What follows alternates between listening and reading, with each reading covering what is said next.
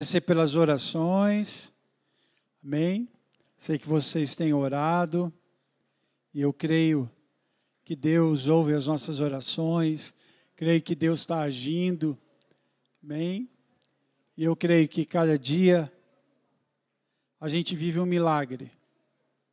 Como nós acabamos de cantar, a bondade de Deus nos cerca. A Bíblia diz isso, que a bondade do Senhor nos cerca por trás e por diante. Aquilo que nós passamos, Deus foi bom. E aquilo que nós vamos viver, Deus continua sendo bom. Amém? Então o Senhor nos guarda e nos protege em todo o tempo. Amém? Abra a tua Bíblia comigo aí, 1 Reis, capítulo 18. A gente vai ler a partir do verso 30. 1 Reis 18, 30.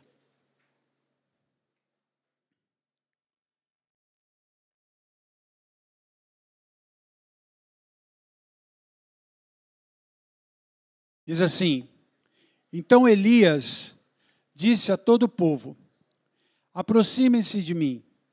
E todo o povo se aproximou dele. Elias restaurou o altar do Senhor, que estava em ruínas.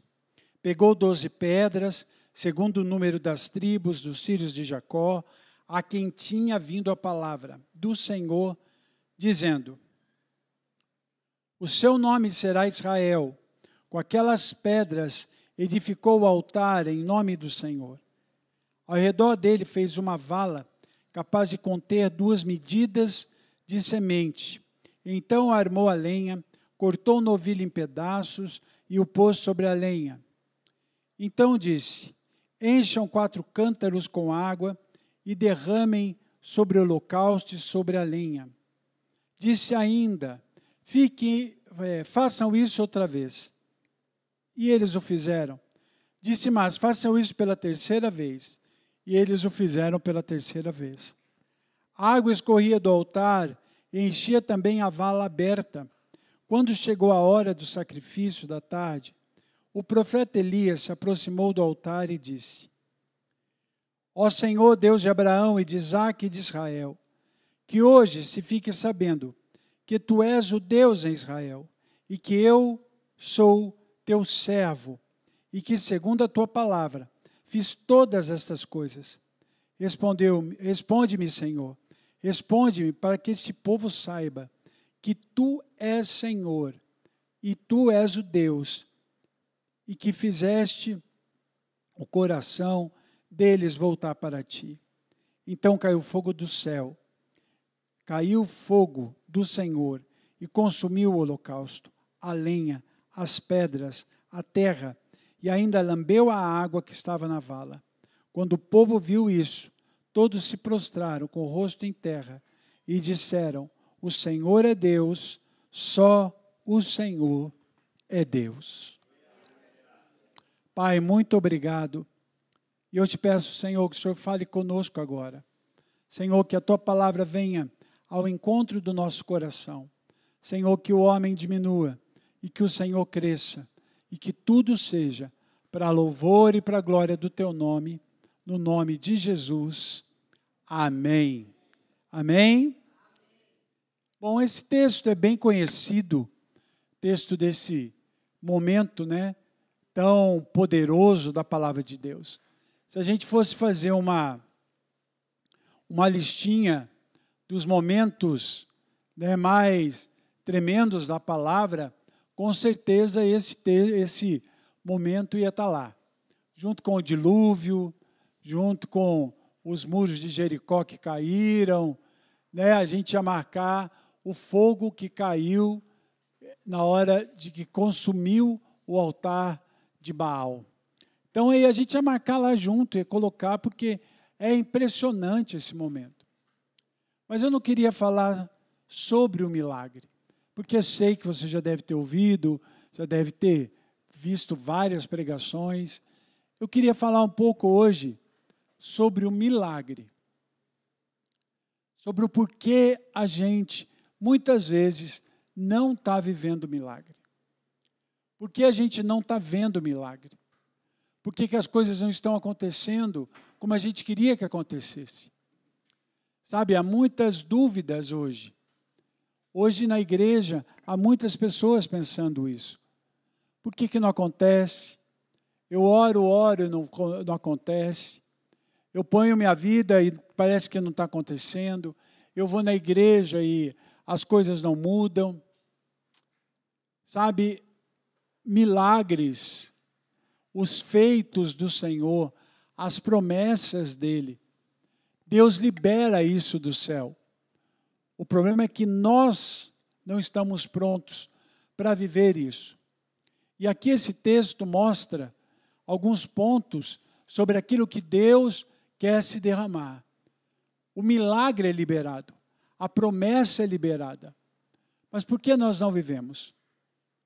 Aqui o povo, vamos entender o contexto. O povo aqui estava debaixo da liderança do rei Acabe e da rainha Jezabel. Um dos piores casais de reis que Israel teve.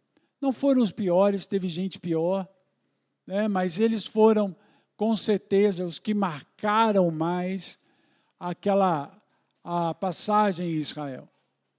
Agora, quando você olha esse texto, você vai ver ali Acabe e Jezabel e toda a sua equipe de idolatria. Uma das coisas que eles mais fizeram foi trazer idolatria sobre Israel. Formarem isso. Trouxeram sobre Israel. Israel aqui estava afastada de Deus. Israel aqui estava distante de Deus. Você vê aqui o Senhor, Elias, trazendo isso. Porque todo lugar onde há idolatria, há seca. Todo lugar. Um dos castigos da idolatria é a seca. Amém? Consegue entender isso? Toda terra onde há muita idolatria, você vai ver que é terra onde há seca. É uma marca, é um castigo. O céu se fecha. Quando Elias vai e fala com Acabe, não vai chover, vai parar, era Deus dizendo, olha, a idolatria chegou no seu limite. Então, muitas vezes, irmãos, a gente vê isso por aí. Em várias regiões, até do Brasil, e regiões até fora do Brasil, toda vez que você vê lugares onde a seca chegou, onde há aquele deserto, a seca realmente está estabelecida, você pode crer que a idolatria está ali. A idolatria está mais forte e está cada vez pior. Israel estava vivendo isso. Período de idolatria, um período em que a terra estava seca, o povo distante de Deus, os profetas de Baal aqui, controlavam o povo, manipulavam Jezabel e trazia todo esse peso sobre Israel. Israel estava distante. Israel estava desligada de Deus. Quando a gente olha o texto, a gente depois se descobre que há Elias, mas o próprio Deus fala, 3.000 não se dobraram, Mas havia a grande maioria do povo, estava perdido no meio da idolatria. E agora Deus traz esse momento de divisão, de colocar um basta naquele período. E aqui ele chama, Elias chama os profetas para que haja ali esse momento. Sabe, irmãos, uma das coisas que às vezes eu vejo os crentes falarem, da batalha, eu já vi gente pregando sobre isso, a batalha do bem e do mal, Baal, Deus contra Baal. Irmãos, isso não existe. Amém? Não existe. Não existe Deus contra ninguém, porque ninguém está na altura de estar contra Deus. Entende isso? Então você fala, é o bem contra o mal. Não.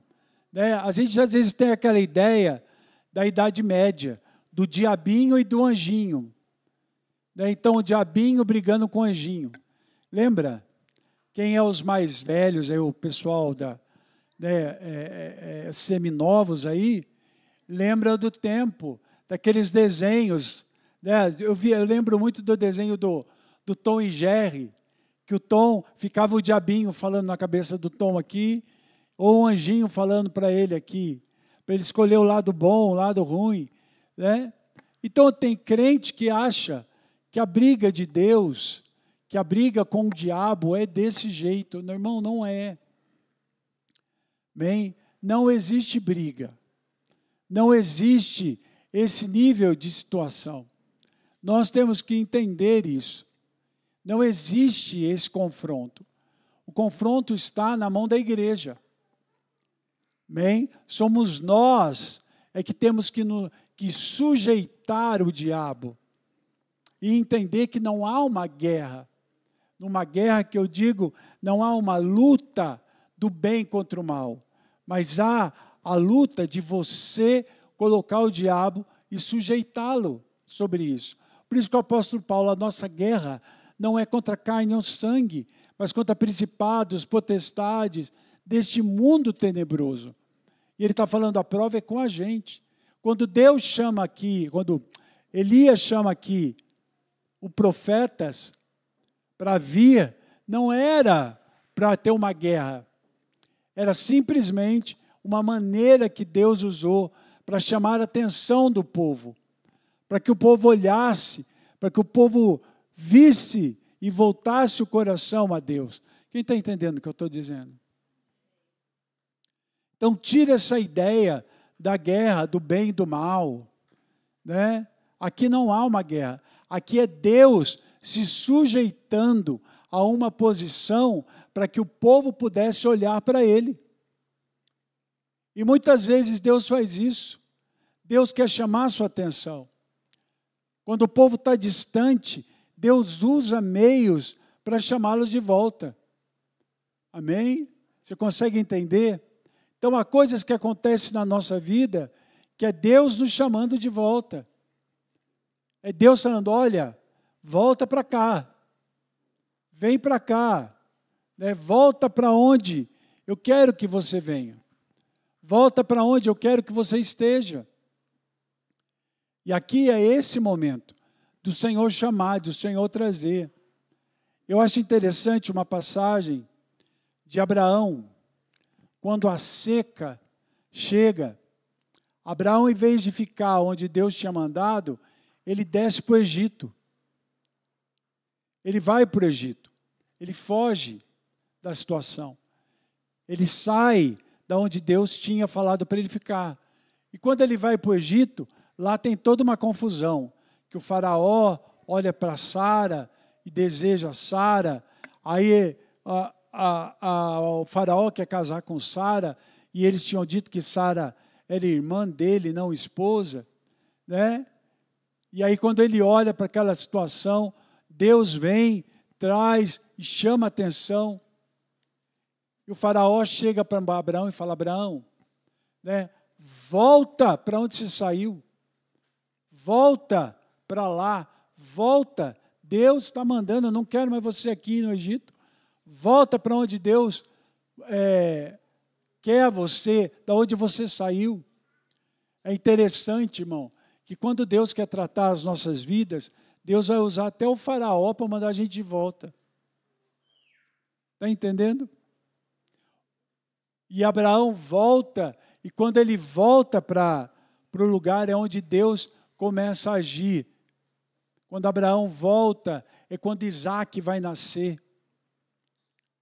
Então, tem coisas que Deus está trabalhando, Deus está fazendo na tua vida, é para chamar a sua atenção, para que você volte, muitas vezes, para o lugar onde você não estava, ou não está mais. Está entendendo?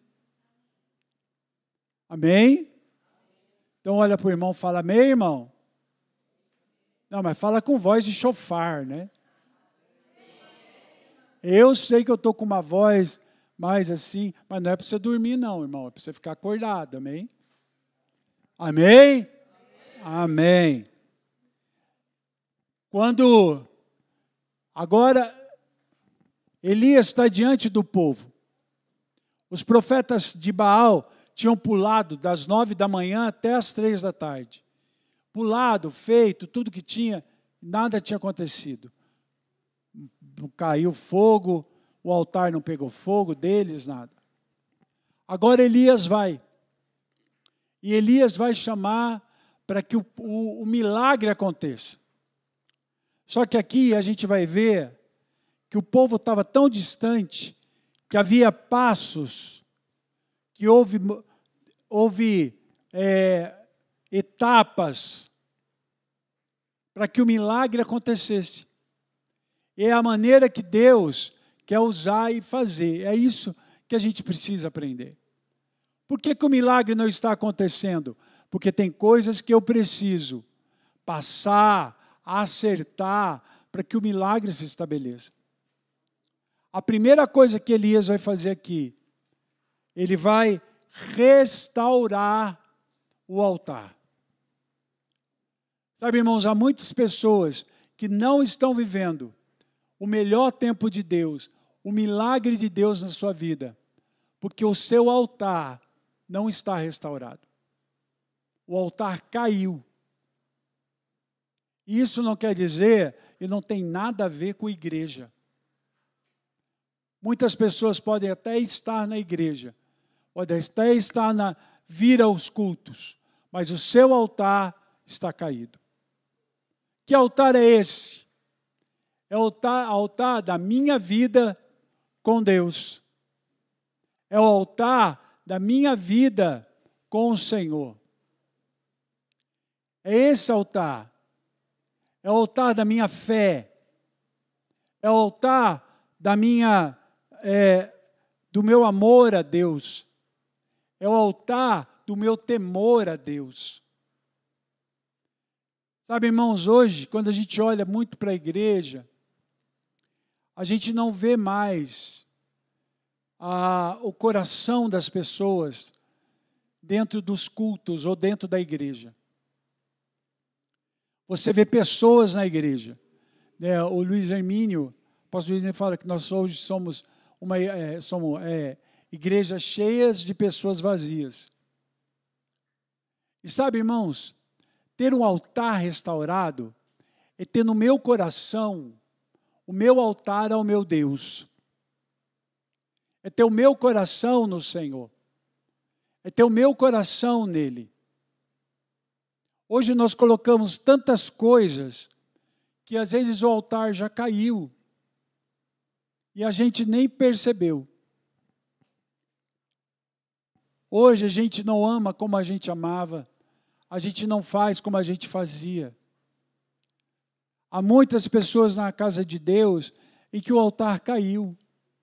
Vêm aos cultos, participam, mas não crê mais como cria. Não acreditam mais como acreditavam. Não amam mais. Não têm mais o temor como tinham. Talvez um dia lá atrás possa ter o seu altar, e com certeza teve. Mas as lutas, os problemas, as dificuldades fizeram o altar cair. E sabe o que é pior? Muitos não notaram que isso aconteceu. Muitos não notam que o altar caiu. Que está o meu coração com o Senhor. Eu não estou falando de tempo de intimidade com Ele. Eu estou falando do meu altar, da minha fé em Deus. Do crer no Senhor. Às vezes nós cantamos coisas na igreja que no fundo nós não cremos. Nós declaramos coisas que no dia a dia nós não vivemos. Eu não estou falando de pecado, viu, irmão? Estou falando de fé, de amor, de temor a Deus. De ter um altar ao Senhor. De ter um coração no Senhor. Com todo esse tempo que a gente tem visto de guerra, né? E todo o cenário parece montado para o fim, né? Porque está tendo, porque é isso. Irmãos, eu recebo tantas perguntas sobre isso.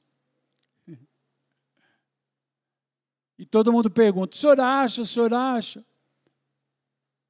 Jesus está voltando. Eu falo, Jesus está voltando desde o dia que ele foi. A vontade dele é vir buscar a igreja. Mas ele mesmo disse, isso pertence a Deus, ao Pai. Amém? Agora, está perto, está longe. Irmão, cada dia está mais perto. Agora, como que eu sei?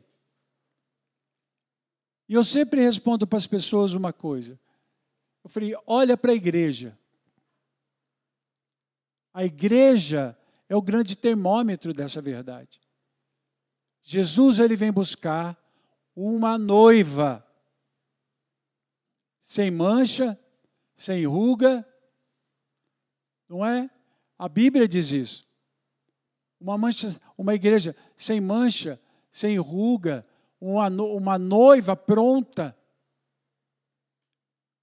Então, minha pergunta sempre é, a igreja está pronta para ser noiva? Quando você olha para a igreja, eu não digo só aqui, local, mas quando você olha para a igreja, você vê uma noiva? Você vê uma igreja pronta? Você vê uma igreja sem mancha e sem ruga?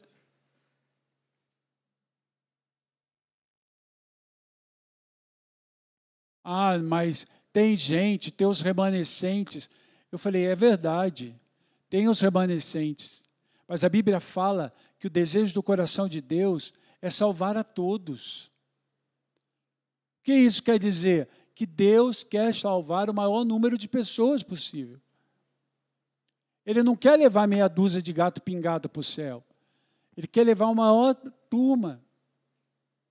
Então o que está faltando? A igreja viver, a igreja restaurar o altar, porque assim ela será madura. Jesus não é pedófilo, ele não vai casar com uma criança. E a igreja hoje vive um tempo de muita imaturidade. Então o que eu creio é que o Senhor está preparando todo um cenário, mas Ele vai começar a mexer na igreja. Vou dizer uma coisa para você.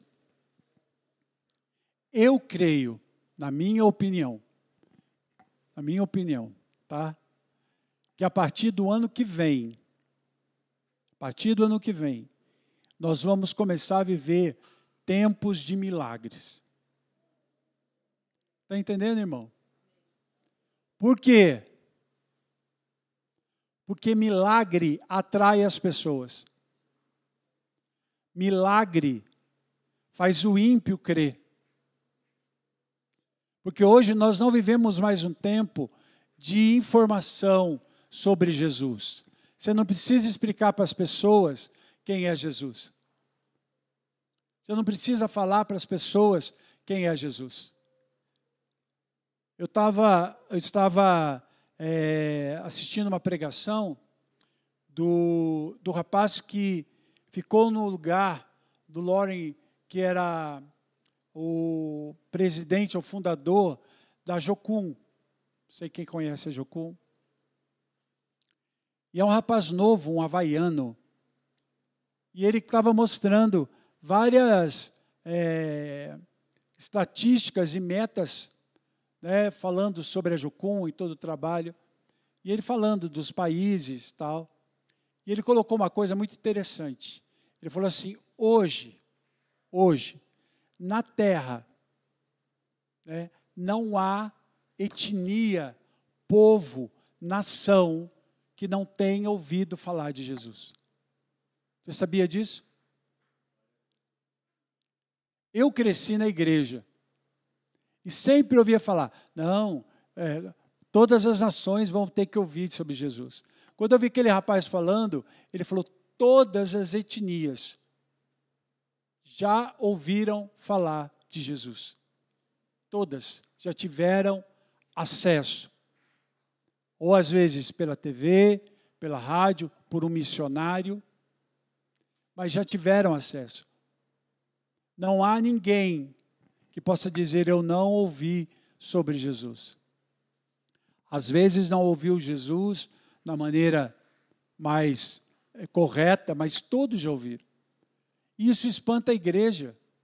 Por quê? Então Jesus já pode voltar? Já. Mas qual a diferença? A igreja precisa voltar a erguer altar. Voltar a colocar o altar no lugar certo. Quem está entendendo o que eu estou dizendo? Eu não estou falando de pecado, irmão. Né?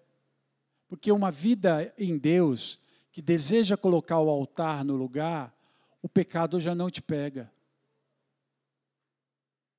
Então é preciso, como que a gente começa? Com a nossa própria vida. A minha vida com Deus. O meu altar com o Senhor. O meu altar nele. O crer nele. O confiar nele. A minha vida está nas mãos dele.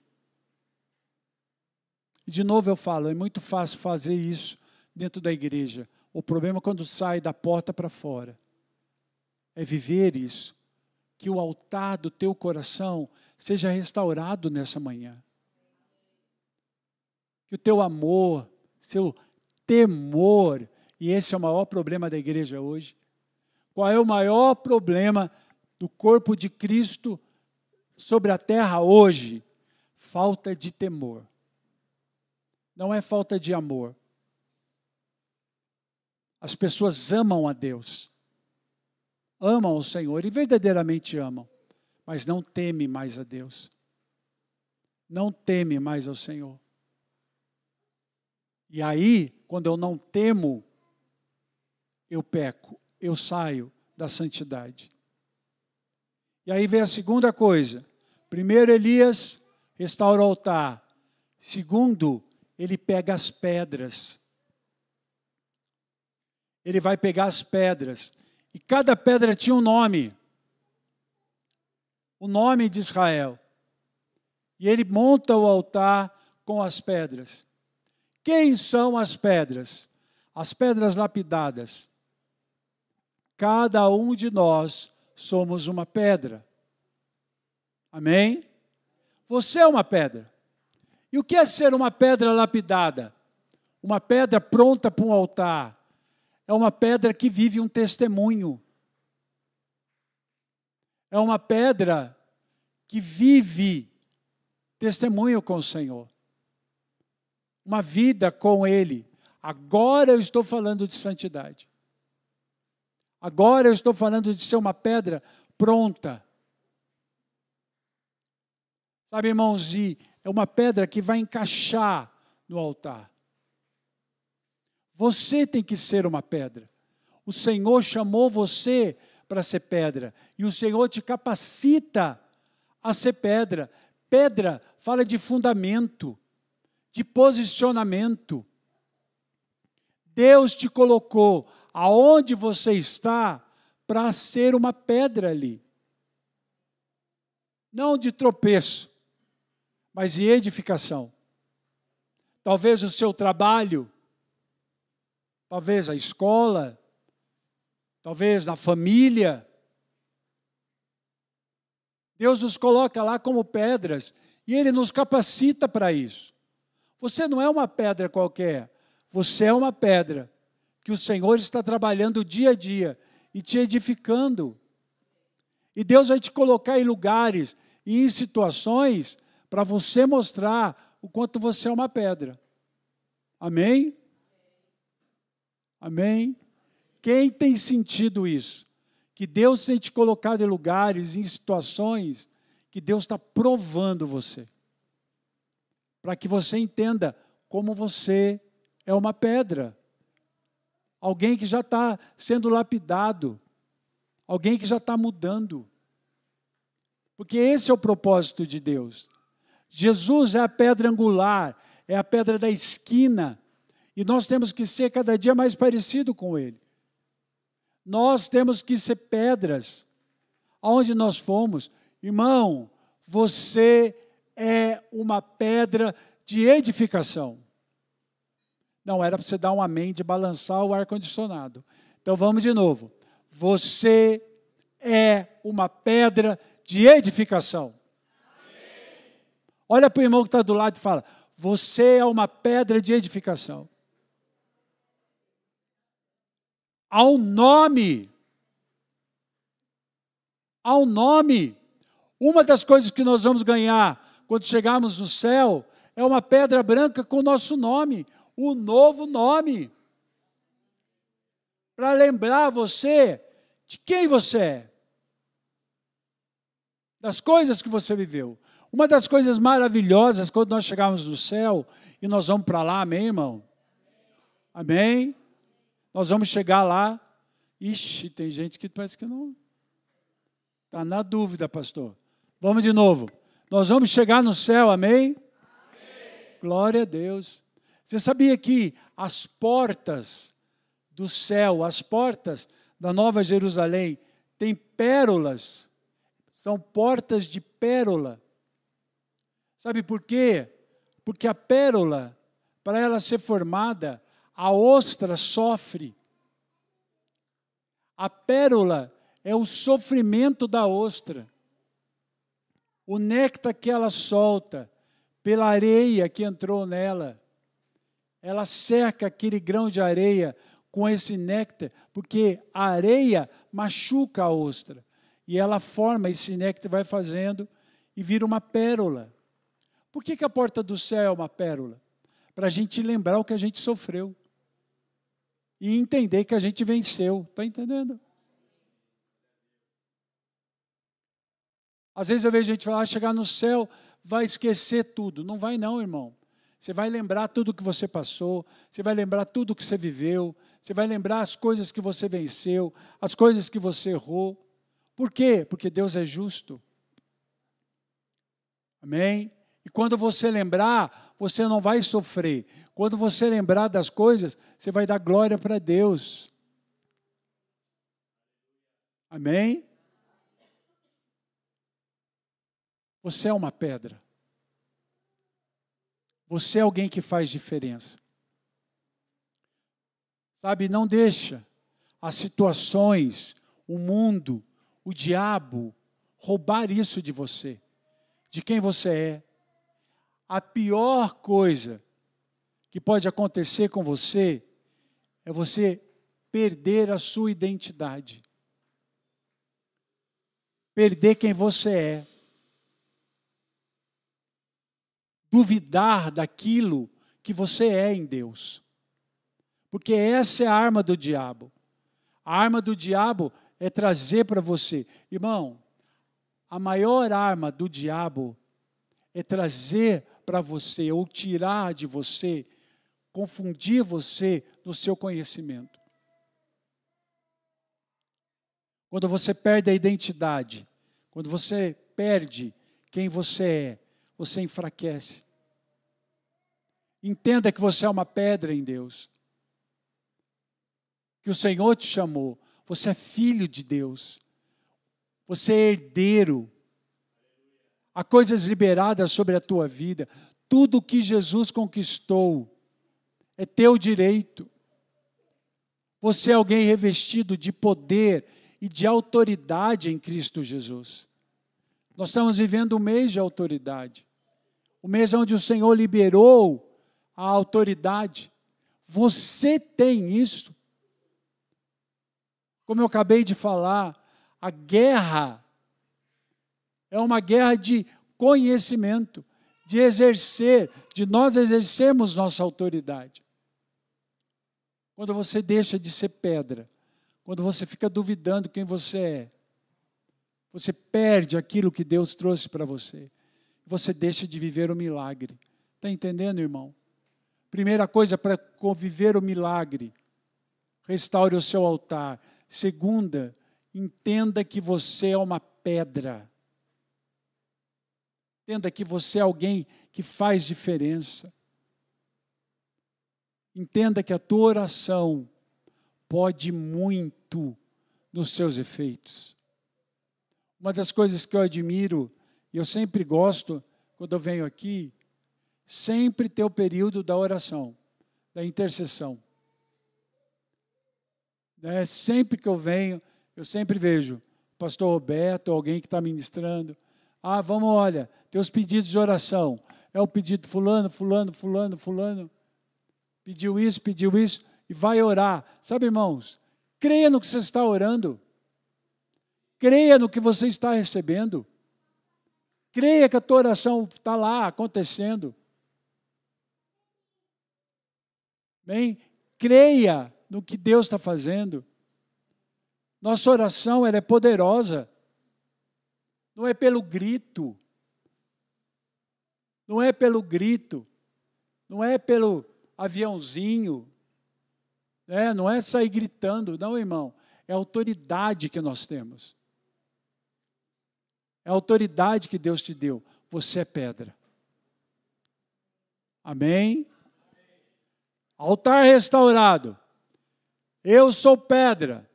Terceira coisa que acontece, o sacrifício no altar. Sacrifício no altar. E aí, irmão, é onde a coisa mais complica para a gente. Por quê? Porque o sacrifício é você. Não é Jesus. Aqui Jesus é o nosso sacrifício. Não, irmão. O que é o sacrifício? O que é a minha vida como sacrifício? É a minha vida no altar. O que é esse sacrifício? Sabe, irmãos, nós temos que aprender que eu sou um sacrifício vivo no altar. Isso quer dizer o quê? Minhas vontades, meus desejos já não existem mais. Já não tem mais. Eu não consigo entender alguém que entregou a sua vida para o Senhor Jesus e declara Jesus como o único e suficiente Salvador da vida dele. Alguém que ainda tem as suas vontades e desejos. Como assim, apóstolo? A partir do momento que a minha vida é dele, minhas vontades e meus desejos estão sujeitos à vontade e os desejos dele. Se eu ainda quero pôr minha vontade e meus desejos e impor, é porque Jesus ainda não comanda a minha vida. É porque o Senhor ainda não comanda o que eu sou. Eu não vou ter mais vontade nem desejos? Vai. E vai ser uma guerra constante. Por quê? Porque o teu corpo e a tua alma não se convertem. O teu corpo e a tua alma sempre vão ter desejos, sempre vão querer as coisas. Mas teu espírito é sujeito ao Espírito de Deus. E há uma guerra dentro de nós. É o que o apóstolo Paulo falava. Do homem interior. O mal que eu não quero, isso eu faço. E o bem que eu quero, eu não faço. Há uma guerra, Paulo dizia, há uma guerra dentro de mim, que era a vontade dele e a vontade do Senhor. E Paulo dizia, eu esmurro o meu corpo para que se sujeite à vontade do Senhor. Irmão, isso para mim é ser sacrifício no altar. É abrir mão das minhas vontades. O próprio Jesus diz isso. Que era deixar. Ele fala, quem quer me seguir, toma a cruz. Toma a tua cruz e segue-me. O quanto nós estamos dispostos a abrir mão das nossas vontades e desejos para cumprir a vontade e o desejo do Senhor. O quanto você está disposto a isso? Apóstolo, mas e se Deus me pedir? E se o Senhor, eu não vou poder fazer mais isso, não vou poder. Irmão, aprenda que a minha vida não pode se basear em coisas temporais. Minha vida se baseia naquilo que é eterno. O que o Senhor vai pedir para você é sempre uma coisa, para que você cresça e esteja cada dia mais parecido com Jesus. Esse é o chamado de Deus para você. E às vezes, irmãos, nós estamos tendo essa dificuldade. E por isso não estamos vivendo milagres. Por isso não estamos vendo respostas das nossas orações. Porque nós ainda estamos impondo diante do Senhor as nossas próprias vontades, os nossos próprios desejos. Vou dizer uma coisa para você, querido. Espero que você entenda. O andar com o Senhor, o viver com o Senhor, não é um caminho de flores. Não é o que muitas vezes igrejas pregam por aí. Que vai tudo bem, que vai tudo maravilhoso, que Deus é um Deus supridor, você tem que viver provisão, você tem que ver a prosperidade, você tem que ter isso, porque se você não estiver vivendo isso, é porque Deus não está. Irmão, isso não é bíblico. Eu não estou dizendo que você tem que viver uma vida só miserável, lascado, nada disso. O Senhor diz que Ele cuida de você. O Senhor diz que Ele cuida da tua vida. O Senhor diz que Ele está do teu lado em todo o tempo. Mas Ele não prometeu, em momento nenhum, que ia ser só alegria e coisa boa. Então, mesmo nos dias de aflições e dificuldades, Deus está conosco. Tem coisas que fazem parte do plano de Deus para você. Tem coisas que Deus vai te capacitar, te preparar, mesmo passando por dias difíceis. Então, tira da tua cabeça essa ideia, porque hoje há uma teoria, há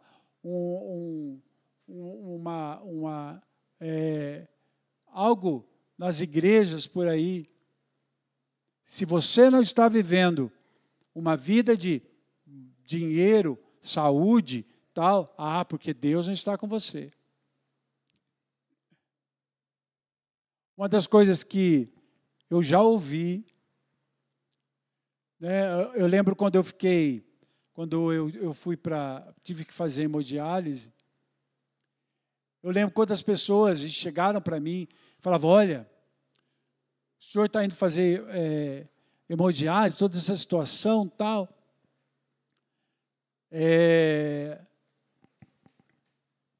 Pode ser pecado na sua vida. Só que se a pessoa tiver pecado para passar por isso. Naquele tempo, eu acreditei nessa história. E eu comecei a orar, Senhor, tem pecado na minha vida? E eu ia, eu orava, eu chorava. Eu falava, Deus, tem algum pecado? Fala para mim, eu peço perdão. Eu pedi perdão por coisa que eu nunca tinha feito. Nem lembrava. Eu lembro que uma vez eu peguei uma lista, não sei aonde que eu arrumei, acho que foi no Ágape mesmo, uma lista de pecado. E eu fui pedindo perdão por cada um daquele. Coisa que eu nem sabia o que era. Senhor, isso aqui eu nem sei o que é, mas eu peço perdão. Porque falaram para mim que eu estava doente, porque era pecado. Deus estava fazendo. E eu acreditei naquela história. Depois chegaram para mim e falaram, não, você está doente porque você não libera perdão. Outra coisa que eu fiquei encucado, Senhor, o que eu fiz? Algum pecado. E eu comecei, Senhor, quem eu ofendi? Irmão, eu fui atrás de gente que eu não via há anos, que eu achei que aquela pessoa tinha alguma coisa contra mim. Porque falaram para mim que eu estava doente por causa disso. Até o dia que eu entendi que Deus estava no controle, que era necessário passar por aquilo. Não me conformei, mas entendi. Então a minha briga, ou, entre aspas, briga, não era com as pessoas, era com Deus. Senhor, então me ensina no meio de tudo isso. Me faz crescer no meio de tudo isso. Se é para eu passar, me ensina. Por quê? Porque eu viver com Deus também é passar por dias difíceis. Está entendendo, irmão? Ah, apóstolo, eu só vivia dias tristes. Não, irmão. Se eu pudesse fazer uma divisão aí, eu vou falar para você. De todos meus anos com Deus, irmão, se 5% foi dias difíceis, 95% foram dias gloriosos. E é assim que nós temos que entender. O que eu estou dizendo para você é, entenda que ser um sacrifício diante de Deus também envolve dias em que Deus vai deixar você passar por situações e apertos, mas isso não quer dizer que Ele não esteja com você. Quem está entendendo?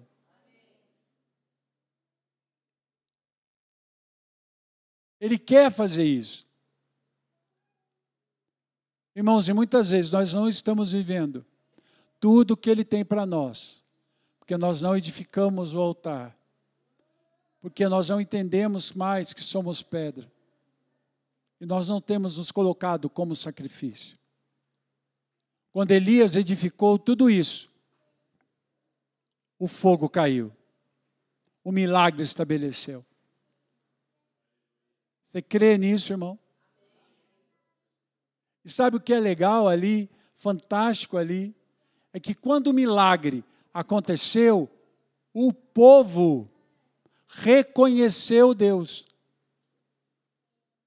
E eles gritavam, só o Senhor é Deus. Quando o milagre se estabelece na tua vida, as pessoas reconhecem Deus através de você. Quando as coisas acontecem na tua vida, reconhecem que Deus está com você. Seja nas coisas pequenas, como nas coisas grandes, as pessoas querem reconhecer Deus em você. E isso é poderoso, querido. Eu queria que nessa manhã a gente olhasse um pouco para dentro de nós mesmos. Eu sei que daqui a pouquinho a gente vai para a ceia. E o apóstolo Paulo fala isso. Examine-se, pois, o homem a si mesmo. Depois, né? Mas eu queria que a gente olhasse para nós, para ver como está o nosso altar com Ele. Como está a minha vida com Ele. Hoje, os milagres que você tem esperado, as respostas que você tem esperado. Será que o teu altar está edificado? Será que você realmente tem se visto como uma pedra? E eu gosto do apóstolo Pedro, que ele fala, pedras afogueadas. Amém? Será que a minha vida tem sido um sacrifício? No sentido de estar na mão de Deus e confiar nele. Sabe, irmão, confia em Deus. Nos dias bons, como nos dias não tão bons. Confia que Ele sabe o que Ele está fazendo. Mas será que eu tenho feito realmente isso? Eu queria que você fechasse os teus olhos, abaixasse a tua cabeça por um instante e olhasse para você.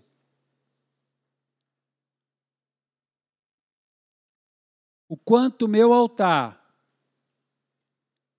está edificado para Ele. quanto o meu altar, do meu coração e da minha vida, está edificado para o Senhor.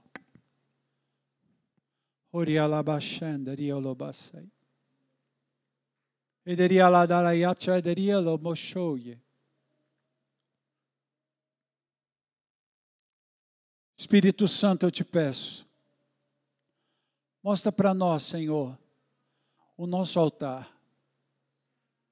Senhor, se há altares caídos hoje aqui, que hoje seja o dia de edificar esse altar.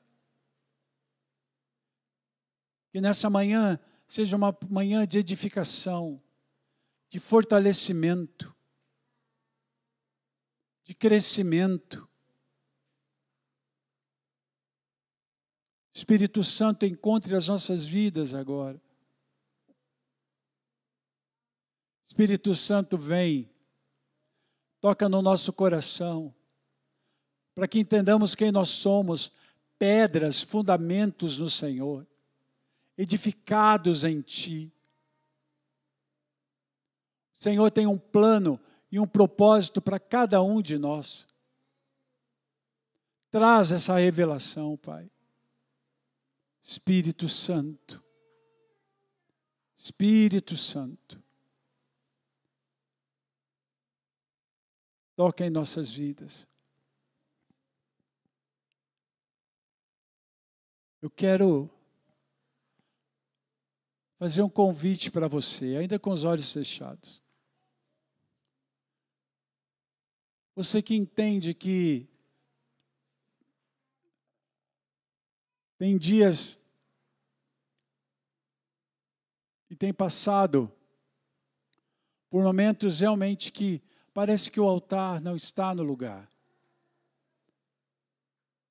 E tem passado por dias que não se sentem como pedras afogueadas.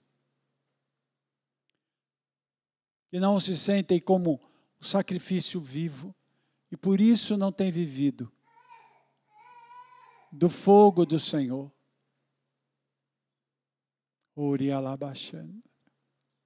Há um fogo do céu.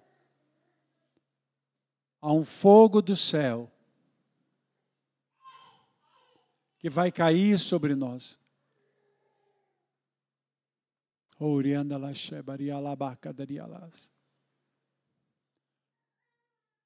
Você que entende que precisa edificar hoje, voltar hoje ao Senhor e dizer: Senhor, eu quero reafirmar minha aliança, declarar o meu altar diante do Senhor de novo. Eu quero estar pronto para que o fogo caia, para que a resposta venha,